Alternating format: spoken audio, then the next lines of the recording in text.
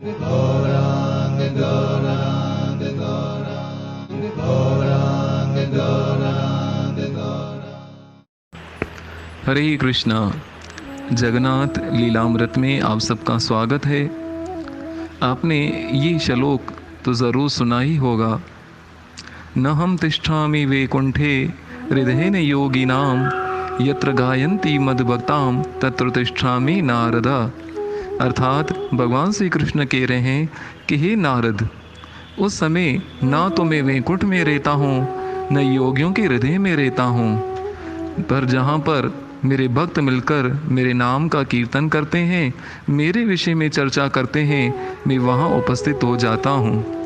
अर्थात भगवान को अपनी कथा सुनने में आनंद आता है और जहाँ भक्त मिलकर हरि गुणगान करते हैं, भगवान उस समय वैकुंठ को छोड़कर उसी स्थान पर उपस्थित हो जाते हैं। और इसकी साक्षी है भगवान का ये अद्भुत स्वरूप जगन्नाथ, बलभद्र और सुभद्रा मैया। इस स्वरूप के पीछे एक बहुत सुंदर लीला है।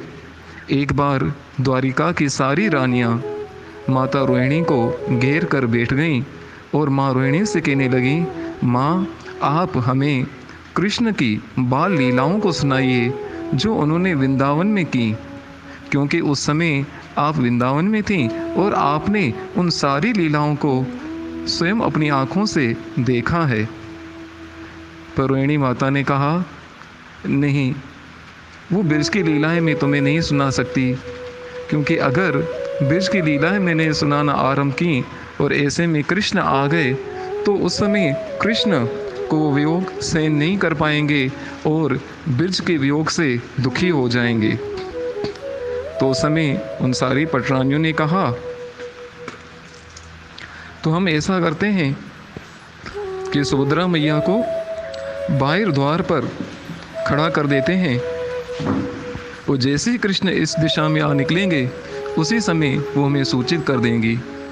इस प्रकार माँ रोहिणी के कहने पर सुभद्रा मैया को बाहर द्वार पर खड़ा कर दिया गया और रोहिणी माता उन द्वारिका की रानियों को भगवान श्री कृष्ण की बाल लीलाओं के विषय में सुनाने लगी कि किस प्रकार माँ यशोदा की मटकियों को फोड़ना, किस प्रकार गोपियों के घर पे जाके माखन चोरी करना और किस प्रकार यमुना की तट पर बाल क्रीड़ाएं करना।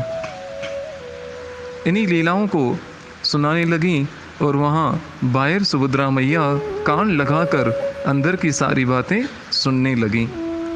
और जैसे ही सुभद्रा मैया भगवान श्री कृष्ण की बाल लीलाओं को सुनती जा रही थीं, वो ऐसे ही बिरज भाव में खोती चली गईं और उन्हें ये मालूम भी नहीं पड़ा कि कब दाऊ भैया अर्थात बलराम जी भी पहुंच गए।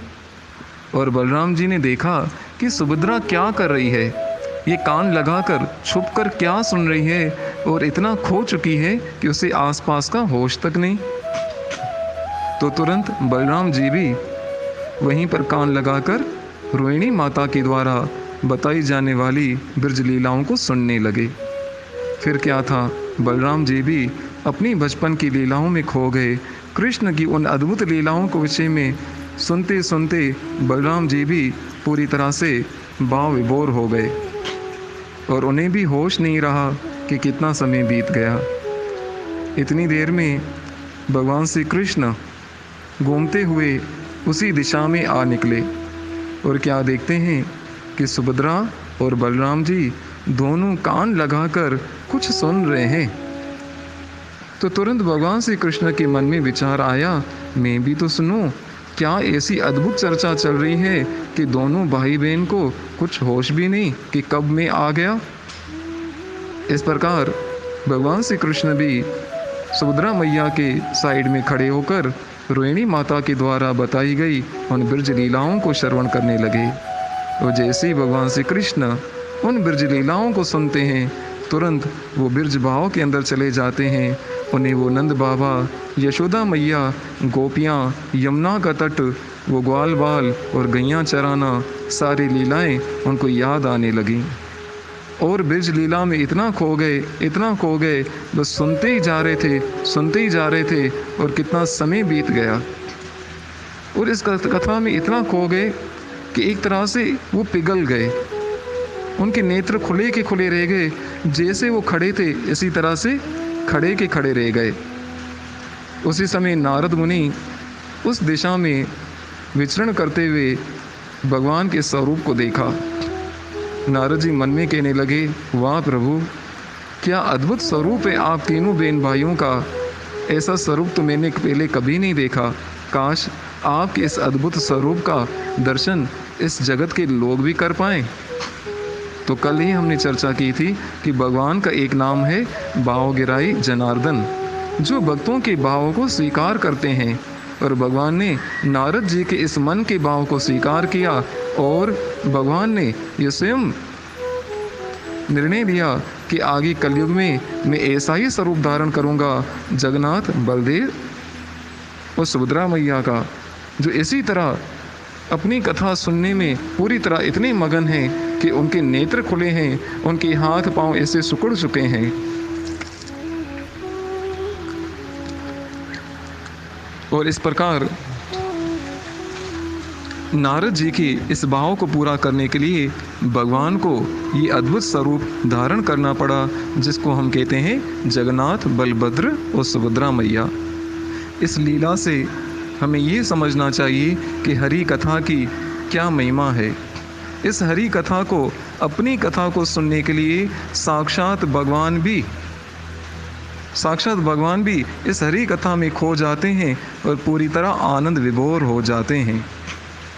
और गोपियों ने तो कहा है, तव कथा अमृतम तप्त जीवनम श्रवणम मंगलम, कि हे प्रभु आपकी कथा अमृत के समान है, जो हमारे इस तपते हुए जीवन को शांत करने वाली है, इस विरह अग्नि को शांत करने वाली है। और श्रवणम मंगलम अर्थात सुनने से जिससे सबका मंगल हो जाता है। हरि कथा के विषय में संत तुलसीदास जी भी कहते हैं, सुत दारा और लक्ष्मी पापी के घर भी होई, सुत दारा और लक्ष्मी पापी के घर भी होई, संत समागम और हरि कथा दुर्लभ दोई। संत तुलसीदास जी भी कह रहे हैं कि पुत्र, पुत्री, धन, वैभव ये तो भगवान एक पापी को भी दे देते हैं, इसमें कौन सी बड़ी बात है। परंतु जिसको संतों का संग मिल गया और जिसको इस जीवन में हरि कथा मिल गई, वास्तव में ये असली धन है और इसी से जीव का कल्याण हो सकता है।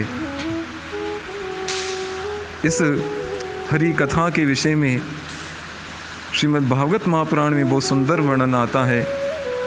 जिस समय पर शुकदेव गोस्वामी परीक्षित महाराज को श्रीमद् भागवत महापुराण की कथा सुना रहे थे, तो उस समय पर सारे देवता स्वर्ग लोक से अमृत का कलश लेकर आए और शुकदेव गोस्वामी से कहने लगे कि प्रभु आप ये अमृत ले लीजिए, जो हमने बड़ी ही कठिनाई से प्राप्त किया है। इस अमृत के पीने से मृत्यु टल जाती है। आप परीक्षित महाराज को ये अमृत पिला दीजिए, उनकी मृत्यु टल जाएगी। और इस अमृत के बदले में आप ये भागवत कथा हमें सुनाइए, जो आप परीक्षित को सुनाने जा रहे हैं।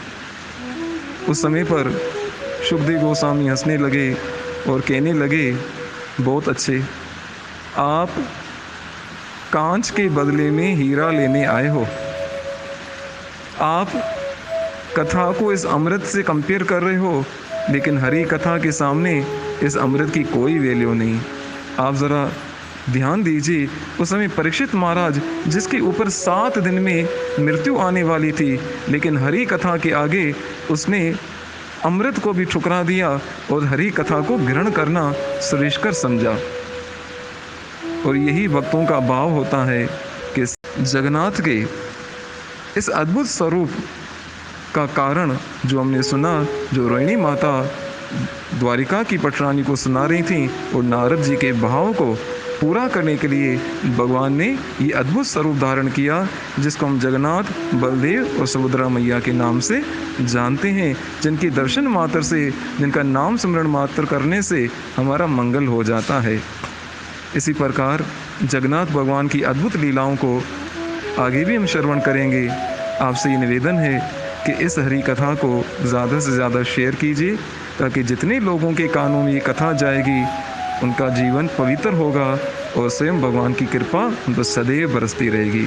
श्री श्री जगन्नाथ बलभद्र सुभद्रा मैया की जय हो।